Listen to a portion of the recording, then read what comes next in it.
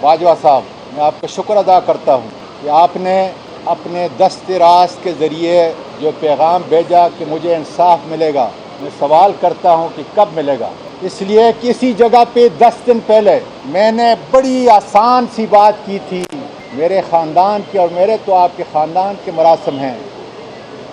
میں نے آپ کی ایکسٹینشن کے اندر بحیثیت وفاقی وزیر پارلیمانی امور بھی کردار ادا کیا، اور میں کوئی سیاست کرنے یہاں نہیں آیا.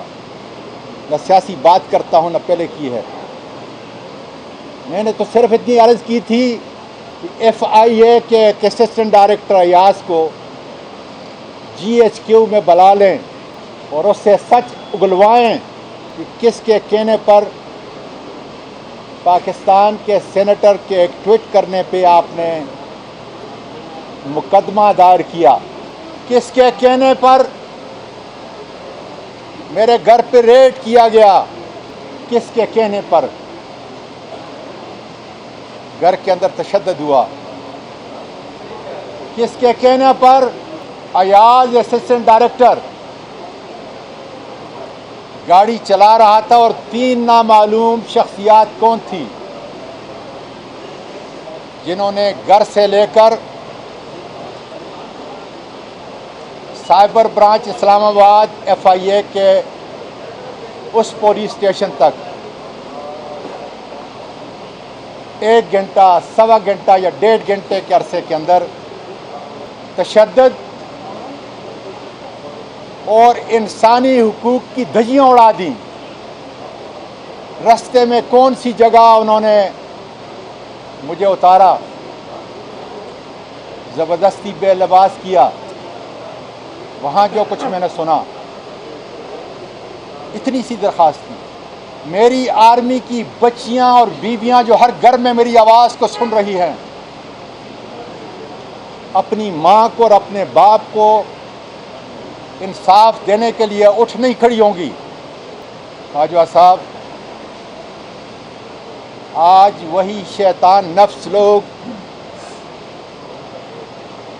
ایک ذیلی ادارے کے انتہائی طاقتور لوگ جو آئین سے بھی اور قانون سے بھی بالا تر ہیں، آج وہ یہ افواہ پھیلا رہے ہیں کہ وہ ویڈیو جو میری بیوی کو بھیجی گئی، جو میرے بیٹے کو بھیجی گئی، وہ جیلی ہے. باجوہ صاحب، میں یہ لفظ ادا کرنے سے پہلے مر کیوں نہیں جاتا،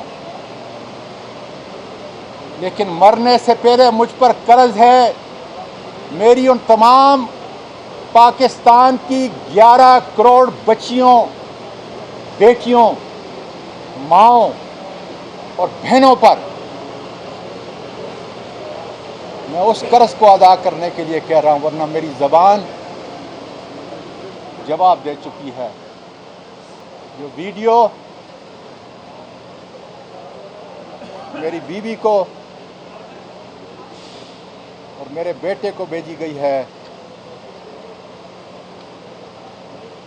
اس میں چند اضافی چیزیں ان درندوں نے ڈالی ہیں، باقی وہ بالکل اصلی ہے.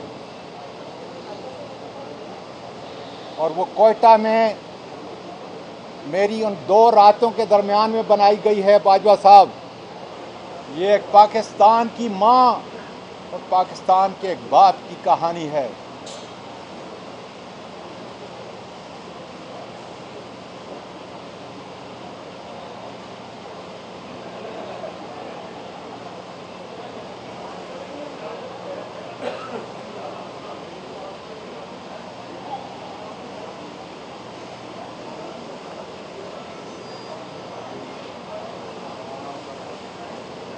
اس لیے انصاف کے آنے میں دیر نہیں ہونی چاہیے. اس جگہ کے بارے میں قسم قسم کے بیانات آئے. میں جب وہاں گیا تو میں سینٹ کے چیئرمین کا مہمان تھا. یہ جگہ مجھے بتایا گیا وہاں کام کرنے والوں نے کہ یہاں سرکاری افسر اور ان کے خاندان والے بھی آتے ہیں اور ججز کے لوگ بھی، ان کے خاندان والے بھی اور ان کے مہمان بھی یہاں ٹھہرتے ہیں. وہ جگہ فیڈرل لاج 1 کوئٹہ. اور انشاءاللہ تعالی جب عدالت کھلے گی تو میں اس جگہ پہ ان کو لے کے جاؤں گا. لیکن باجوہ صاحب اس وقت تک یہ چند سو افراد جو میری نہ آرمی کی عزت کی ترجمانی کرتے ہیں اور نہ ISI پروفیشنل لوگ ہیں، وہ یہ ان کی ترجمانی نہیں کرتے. یہ طاقتور غنڈے جنہوں نے ملک کے ہر ادارے کو انہی حرکات کی وجہ سے، یہ ٹھیکوں میں شامل ہیں، یہ بڑے بڑے گھپلوں میں شامل ہیں، یہ دولت بناتے ہیں. اور مجھے یہ لفظ ادا کرنے میں شرم محسوس ہوتی ہے کہ یہ کس ماں سے پیدا ہوئے ہیں، کس ماں نے ان کو جنم دیا ہے. اس لیے کہ میں اپنے خاندان کے ہر اس آرمی کے افسر و سپاہی سے واقف ہوں جس کی عزت دار ماں نے ان کو جنم دیا ہے. ان کا خاندانی اسلوب دیکھیں، ان کا ایک دوسرے کے ساتھ خاندان کا ملنا دیکھیں تو انسان کو تعجب ہوتی ہے. لیکن یہ 600-700 افراد کس آئین اور کس قانون اور کس انسانی اور دینی روایات کے تابع ہیں جو اتنے طاقتور ہیں کہ کوئی لفظ بھی ادا نہیں کر سکتا. باجوہ صاحب یہ ٹویٹ تو میں نے 12 اکتوبر کو کی تھی. 13 اکتوبر کی صبح غیر انسانی سلوک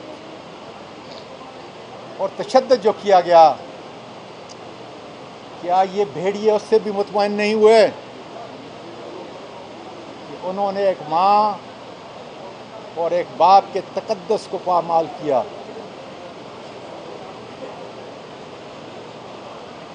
یہ بھیڑیے حسب عادت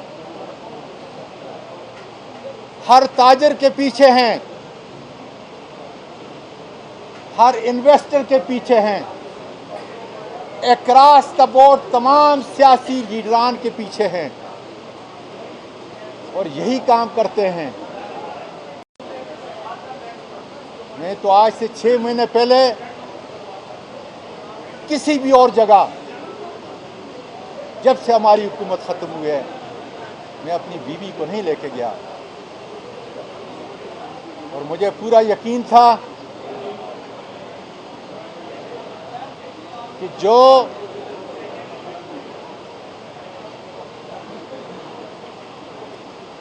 مجھے مہمان ٹھہرا رہا ہے، جس جگہ ٹھہرا رہا ہے، وہ بڑی عزت والی ہے. وہاں کون پہنچ سکتا ہے؟ کس نے اس بلوچ کی عزت کو تار تار کیا؟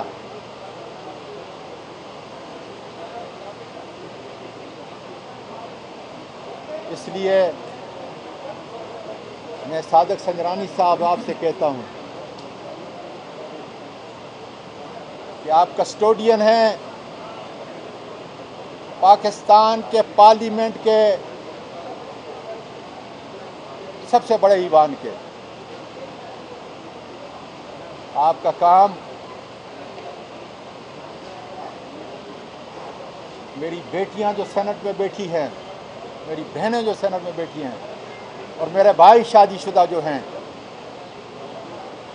ان کی عزت کی حفاظت کرنا ہے۔ لیکن یقین کرو میرے ملک کے لوگوں، یہ ظالم اتنے طاقتور ہیں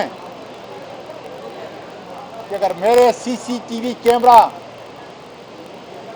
اس کی ساری فوٹیج اور بیک اپ کو لے کے جا کر سارے ثبوت ختم کر سکتے ہیں، تو مجھے وثوق سے کہنے دیجئے اس کمرے کی انہوں نے اینٹ سے اینٹ ابھی تک بجا دی ہوگی،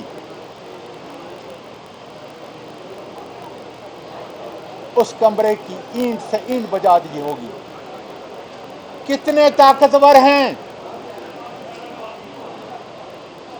میرے بیرون ملک پاکستانیوں، سنو، 31 ارب کی آپ سال کے اندر ریمیٹنس بھیجتے ہو، جس میں میں اور میرے خاندان کے افراد بھی شامل ہیں، تاکہ یہ ملک نیچے نہ گرے۔ باجوہ صاحب، کیا موساد یہ کام کر سکتا تھا کوئٹے میں؟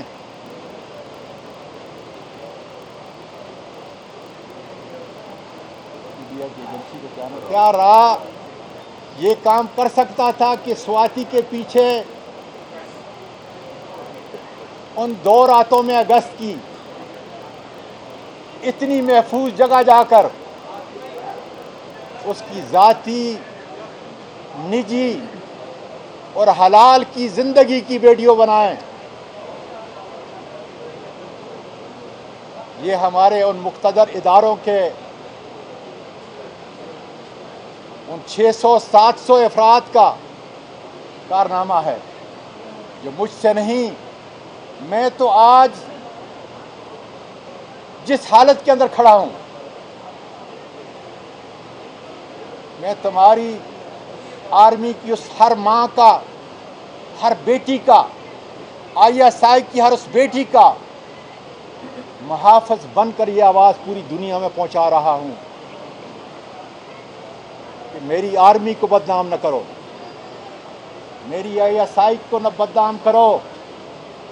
یہ ISI کے نام پر چند طاقتور گنڈے ہیں جنہوں نے ملک کے ہر ادارے کو مفلوج بنا کر رکھ دیا ہے، فائلیں بنائی ہیں سچی یا جھوٹی، ویڈیوز بنائی ہیں، جس کی وجہ سے آج جس طرح مجھے بلیک میل کرنے کی کوشش کی، ہر انصاف کی آواز کو دبانے کے لیے یہی کام ہو رہا ہے۔ اور میں نے اتنا بڑا قدم اس لیے لیا ہے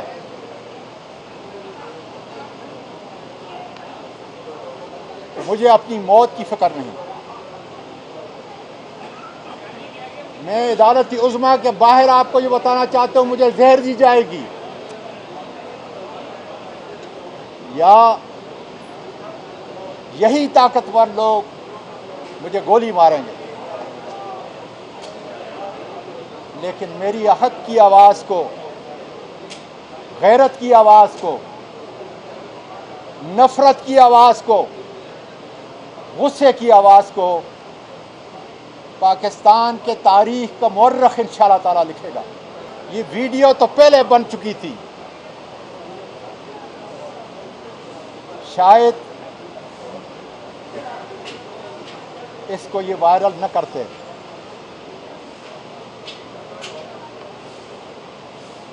میں باجوہ صاحب کے دست راست ان کا بھی شکریہ ادا کرتا ہوں، ان کو یقین دلاتا ہوں کہ جس طرح میں نے کہا تھا، ویڈیو دیکھتے ہی کہ یہ صحیح ویڈیو ہے، اور میں نے آپ کو باقاعدہ ٹیکسٹ کیا تھا کہ 1% جگہ کے تعین کے لیے میں جا کر مل رہا ہوں اپنی بیوی سے ایبٹ آباد میں۔